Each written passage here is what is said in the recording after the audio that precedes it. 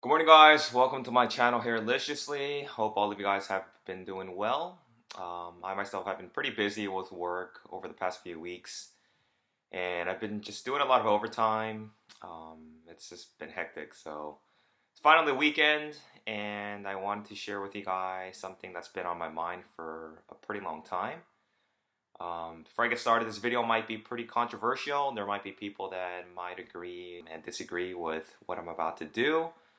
But I just wanted to let you guys know, since you guys are all following my hair transplant journey, and I feel that this would be appropriate for those who are also in the same shoes that I'm in. Remember back in April of 2017, I stopped taking Finasteride due to some of the research that I found online, including side effects such as sexual dysfunction, depression, correlations between Finasteride and demyelination of the brain, which means that there's going to be death in the brain cells found in some of the studies done on animals, sheep in particular. Other side effects might include low sperm count, issues having erections, and dizziness.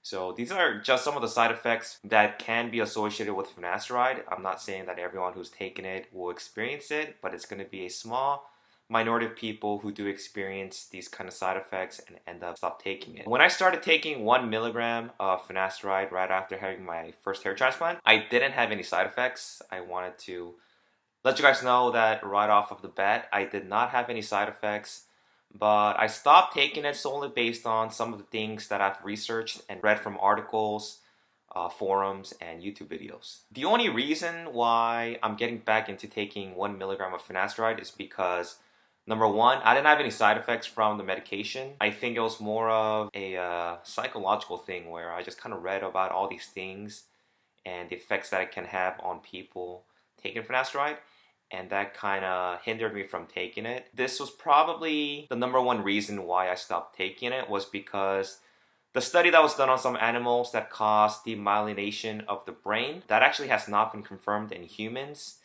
And there's numerous people who've actually were in the same shoes that I've been and were scared of the possible effects of the brain cell death causing multiple sclerosis, Parkinson's, whatever. So there's a lot of people from various forums who've actually had MRIs to determine if demyelination of the brain has occurred for possible neurological illnesses. Thing is, finasteride has actually been around for a few decades, and I believe that multiple sclerosis is not a related cause from the intake of finasteride.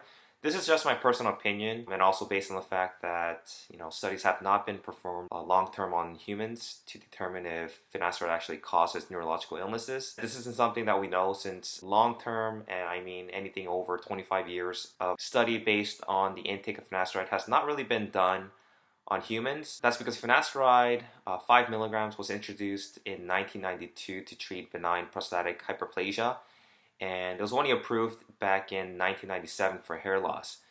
And so I didn't find any links between finasteride and demyelination or multiple sclerosis or anything like that on any of the studies, but rather it was based on animals. And so based on the fact that it has been confirmed over the past few decades, kind of gives me assurance that this may not cause any neurological illnesses. Now, I do have different options for taking hair loss medication, such as dutasteride, which is actually more potent and it's a more effective hair loss solution than finasteride.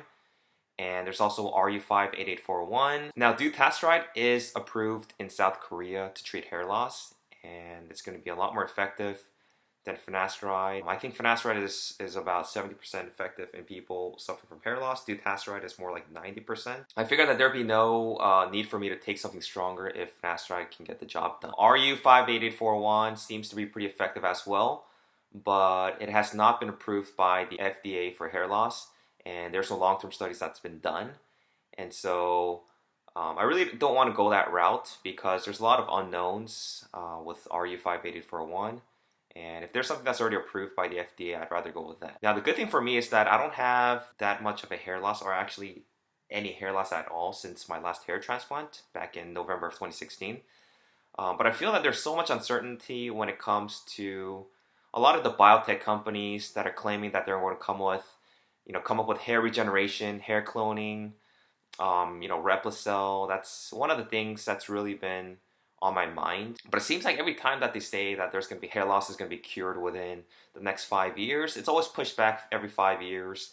And it's been like that for the past few decades. So every time we have biotech companies that claim that they're going to come up with a solution, it's always pushed back. Things don't go through. And I just feel that, until an actual hair loss cure is found, I'd rather not risk losing any hair by being put on finasteride.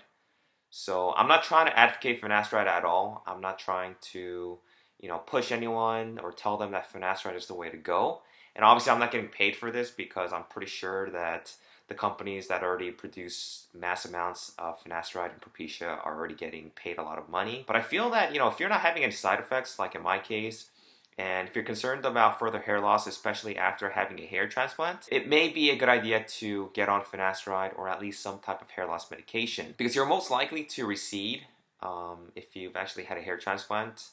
That's one of the reasons why you've actually had one in the first place. It was because you're balding.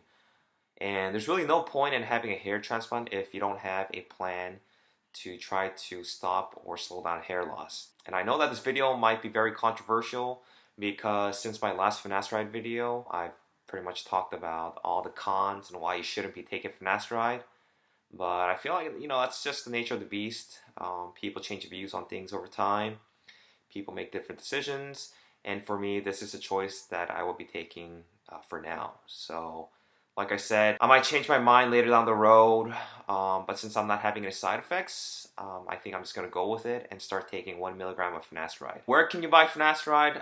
In the US, you're going to need a doctor's prescription. I went to my dermatologist and told her that I wanted to be put on finasteride because I was suffering from hair loss. The doctor in South Korea, when I had my hair transplant, he actually did prescribe me dutasteride, because dutasteride is the official hair loss medication in South Korea. But I didn't want to take something that was more potent. Like I said, if finasteride can do the job. I'm paying about $20 for a month's supply of finasteride with my government health insurance. Now, if you don't purchase it with insurance, it's probably going to cost you closer to $80 to $100 for a month's supply of generic brand finasteride. Now, you can purchase it online, but if you're living in the US, it's illegal to purchase prescription drugs online without a prescription. And I highly don't recommend you purchasing drugs online, because you might not be getting the correct medication, and also the fact that it's illegal. Because I'm going to be starting finasteride, I'm not going to be taking minoxidil anymore. I am still going to be taking my vitamins and supplements, biotin, vitamin D, pumpkin seed oil, but I'm not going to be taking minoxidil. I'm going to be replacing that with finasteride 1 milligram. I just wanted to let you guys know. Now, here's an update of how the hair is looking. It's been growing pretty long, as you guys can see. And it looks like I can pretty much try to do a man bun if I wanted to, because I can just tie up the hair in the back. But it's looking really good. Hairline is pretty good. The temporal points, these are my favorite. Everything's looking really good. Now, as far as looking for a hair transplant doctor for my second procedure, I haven't really been able to find one yet. And honestly, I'm not in a hurry to get one. But I'm looking in the next probably 6 months or so to see if I can get one done. I'm still looking. I'll keep you guys updated if I do find a good hair transplant doctor.